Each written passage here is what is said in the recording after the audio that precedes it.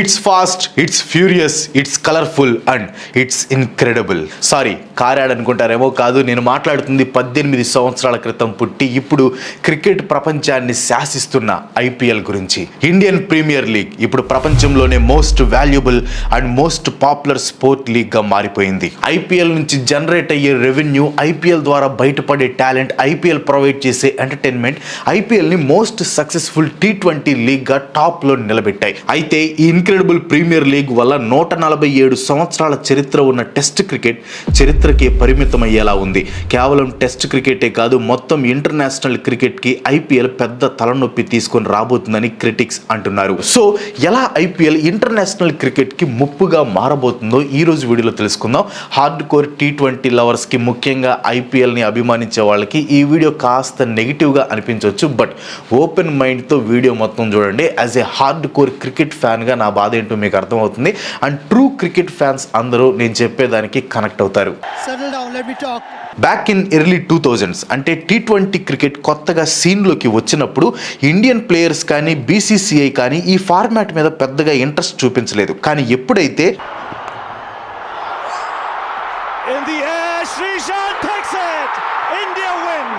ఇలా 2007లో India T20 world cup ని గెలిచిందో Indians కి T20 క్రికెట్ రుచి తెలిసింది. ఇంకా చూసుకోండి, రక్తం మరిగిన సొర ఎదురు చూసినట్లు జనాలు T20 క్రికెట్ కోసం ఎదురు చూశారు.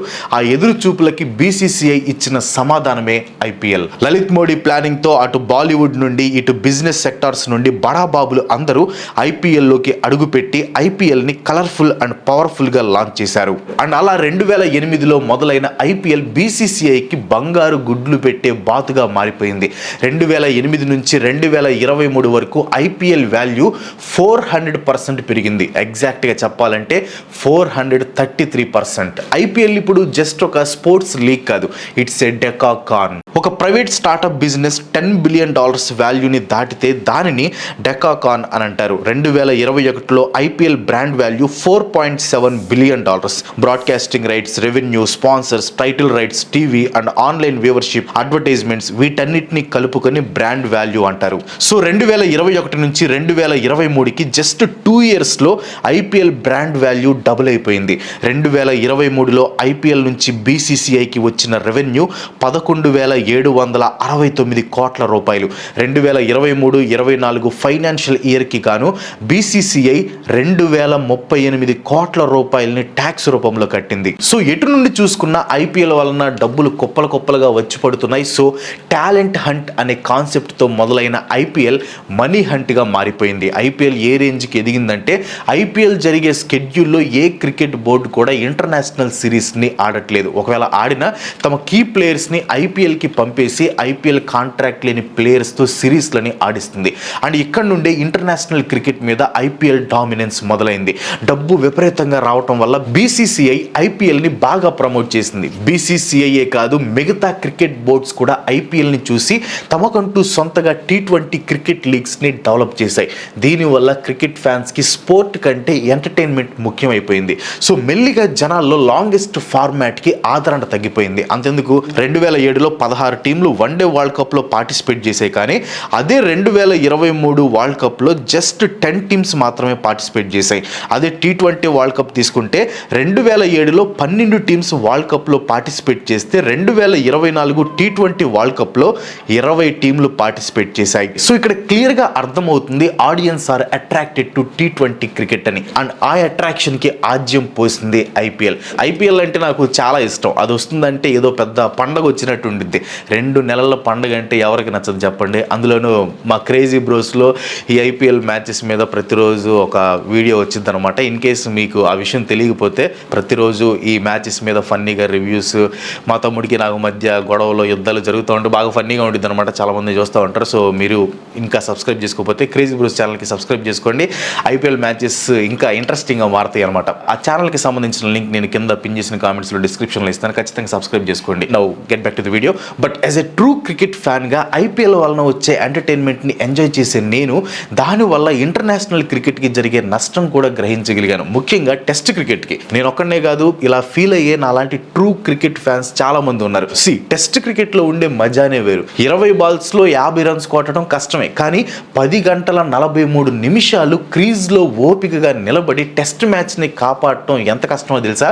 గౌతమ్ గంభీర్కి తెలుసు. 2009 నాపియర్ టెస్ట్లో 643 బాల్స్ ఆడి ఇండియా టెస్ట్ ఓడిపోకుండా కాపాడాడు. ఐపీఎల్లో 220 స్కోర్ చేస్ చేయటం చాలా థ్రిల్లింగ్గా ఉంటుంది, కానీ ఫాలో ఆన్లో పడి మ్యాచ్ గెలవటం అనే థ్రిల్ ఏంటో ప్రజెంట్ జనరేషన్ వాళ్ళకి అస్సలు తెలియదు. 2001లో కోల్కతా టెస్ట్ చూసిన వాళ్ళకి తెలుసు ఆ థ్రిల్ ఏంటో. టెస్ట్ క్రికెట్ ని ఎప్పటి నుండో డైయింగ్ ఫార్మాట్ అంటూ వచ్చారు, కానీ T20s ముఖ్యంగా ఐపీఎల్ వచ్చాక టెస్ట్ క్రికెట్ నిజంగానే అంతరించిపోయేలా ఉంది. మొదట్లో వన్డే క్రికెట్ కి టెస్ట్ క్రికెట్ కి ఇన్కమ్ ఒకేలా జనరేట్ అయ్యేది, కానీ మెల్లిగా టెస్ట్ క్రికెట్ మీద ఇంట్రెస్ట్ తగ్గింది. దాంతో వన్డే క్రికెట్ మీద ఎక్కువ ఇన్కమ్ జనరేట్ అయ్యేది, కానీ టెస్ట్ క్రికెట్ మాత్రం రెగ్యులర్ గా సీన్ లో ఉండేది. కానీ T20 క్రికెట్ రాకతో క్రమంగా టెస్ట్ క్రికెట్ తగ్గిపోయింది. ఇప్పుడు ఐపీఎల్ తీసుకోండి. ఐపీఎల్ ఇప్పుడు దాదాపు 2 months జరుగుతుంది. ఆ 2 months లో ఎటువంటి బైలాటరల్ సిరీస్లు జరగవు. మేబీ 1-2 జరుగుతాయి, రాబోయే కాలంలో అవి కూడా ఉండకపోవచ్చు. ఈ జనరేషన్ క్రికెట్ ఫ్యాన్స్ కు కూడా టెస్ట్ మ్యాచెస్ మీద పెద్దగా ఇంట్రెస్ట్ ఉండదు అనుకుంటా. నాకు తెలిసి 2K బ్యాచ్ కి ఫాలో ఆన్ రూల్ కూడా సరిగ్గా తెలిసి ఉండదు. నేను ఎవరిని క్రిటిసైజ్ చేయట్లేదు, బట్ టెస్ట్ క్రికెట్ ఇంపార్టెన్స్ గురించి చెప్తున్నా అంతే. And IPL is definitely killing test cricket. ఎవరిదాకా ఎందుకు, 2023లో ఇండియా WTC ఫైనల్ ఆస్ట్రేలియాతో ఆడి ఓడిపోయింది. ఫైనల్ కి ప్రిపేర్ అవడానికి కనీసం 20 నుంచి 25 రోజులు అవసరమని కెప్టెన్ రోహిత్ శర్మ అన్నాడు. మీకు గుర్తుందో లేదో, 2023 ఐపీఎల్ అయిపోయిన కొద్ది రోజులకే ఇండియా ఇంగ్లాండ్ వెళ్ళి ఆస్ట్రేలియాతో ఫైనల్ ఆడింది. అండ్ మన వాళ్ళు ఆ ఫైనల్ ని కూడా T20 స్టైల్లోనే ఆడారు. ఓల్డ్ టెస్ట్ స్టైల్లో ఆడుంటే కనీసం డ్రా అయినా అయి ఉండేదేమో ఆ ఫైనల్. ఇంకా ఐపీఎల్ ని చూసి తమ సొంత క్రికెట్ లీగ్స్ ని డెవలప్ చేసుకుంటున్నాయి క్రికెట్ బోర్డ్స్ అన్ని. ఇలా చేసే ప్రయత్నంలో టెస్ట్ క్రికెట్ ని మెల్లిగా పక్కన పెట్టేస్తున్నాయి. సో క్లియర్ గా ఐపీఎల్ టెస్ట్ క్రికెట్ కి ముప్పుగా మారింది. టెస్ట్ క్రికెటే కదా, వన్డే క్రికెట్ అయితే బాగానే ఉందిగా అనుకుంటారేమో. ఇప్పటికైతే బాగానే ఉంది, కానీ ఫ్యూచర్ లో డౌట్ గానే ఉంది. ఐపీఎల్లో ఆడితే ఒక సీజన్ లో వచ్చే డబ్బుని కంట్రీ తరపున ఆడి సంపాదించడానికి 5 ఏళ్ళు పడుతుంది. అందుకే చాలా మంది ప్లేయర్స్ ఇంటర్నేషనల్ క్రికెట్ ని పక్కన పెట్టి ఫ్రాంచైజ్ క్రికెట్ మీద ఇంట్రెస్ట్ చూపిస్తున్నారు. వెస్టిండీస్ ని తీసుకోండి.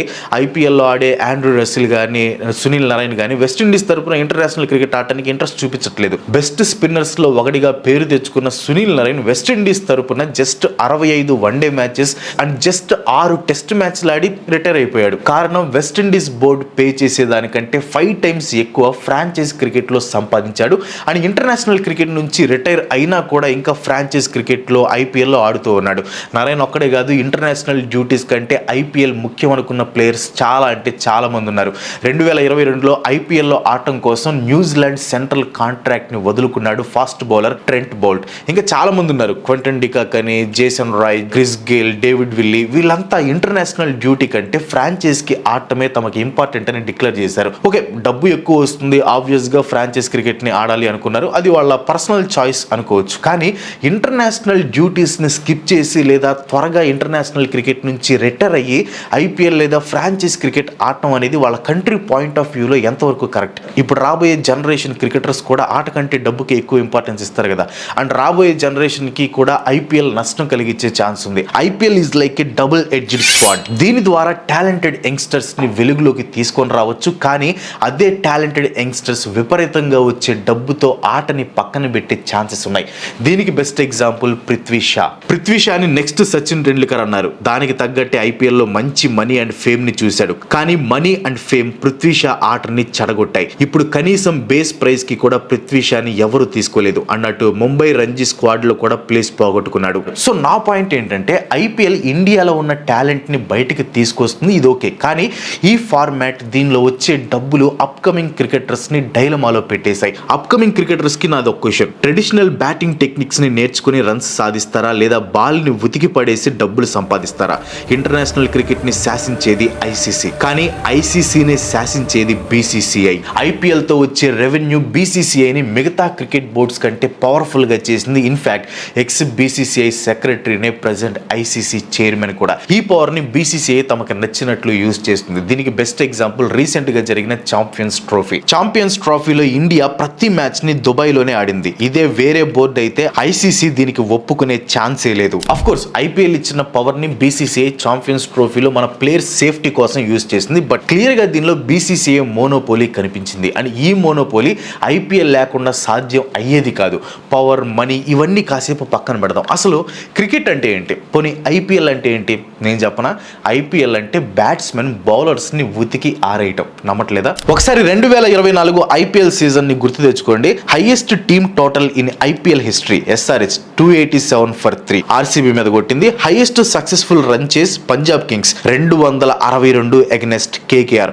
Most sixes in a season by a team 178 by SRH. ఈ మ్యాచ్లు, ఈ స్కోర్లు, ఈ సిక్స్లు ఇవన్నీ కూడా బాగానే ఎంజాయ్ చేసే, కానీ తర్వాత ఆలోచిస్తే ఇవి నిజంగా క్రికెట్ మ్యాచెసా లేదా వీడియో గేమ్ క్రికెటా అర్థం కాలేదు. అసలు ఒకప్పుడు ఆర్సీబీ స్కోర్ చేసిన 263ని రీచ్ అవటం ఆల్మోస్ట్ ఇంపాసిబుల్ అనుకునేవాళ్ళం. కానీ ఒకే సీజన్ లో ఈ స్కోర్ ని 1 కాదు 2 సార్లు బ్రేక్ చేసింది ఎస్ఆర్హెచ్. ఓకే, ఆర్సీబీ మీద మ్యాచ్ తీసుకుందాం. ఎస్ఆర్హెచ్ ట్రిమెండస్ బ్యాటింగ్ చేసింది. I was happy. కానీ ఆర్సీబీ 262 రన్స్ చేసింది. నేను ఇక్కడ ఆర్సీబీని బ్యాట్ చేయట్లేదు. నా ప్రాబ్లం పిచ్ ని ఓన్లీ బ్యాట్స్మెన్ కోసం తయారు చేసి షార్ట్ బౌండరీస్ పెడితే 287 ఏంటి, 387 కూడా పాసిబులే. ఇదొక్క మ్యాచే కాదు, ఈ సీజన్ లో మొత్తం 8 సార్లు 250 స్కోర్ ని రీచ్ అయ్యాయి టీమ్స్. 6లు 4లు మాయలో బ్యాట్ కి బాల్ కి మధ్యలో ఉండే కాంపిటీషన్ ఎక్కడో మిస్ అయిపోతుంది. అఫ్ కోర్స్ ఏషియాలోనే ముఖ్యంగా ఇండియా అనేది బ్యాటింగ్ ప్యారడైస్. బ్యాట్స్మెన్ కి ఇండియాలో ఆడటం స్వర్గం లాగా ఉండేది. కానీ ఇప్పుడు అది బౌలర్స్ కి సమాధిగా మారిపోయింది. ఇదే కంటిన్యూ అయితే కొన్ని సంవత్సరాలకి బౌలర్స్ ని తీసేసి బౌలింగ్ మిషన్స్ ని పెట్టుకోవాల్సి వస్తుందేమో. అదంతా కాదు, ఇప్పుడు జనరేషన్ వాళ్ళని మీ ఫేవరెట్ క్రికెటర్ ఎవరు అంటే ఎవరైనా ఒక్క బౌలర్ పేరు చెప్తారా చెప్పండి.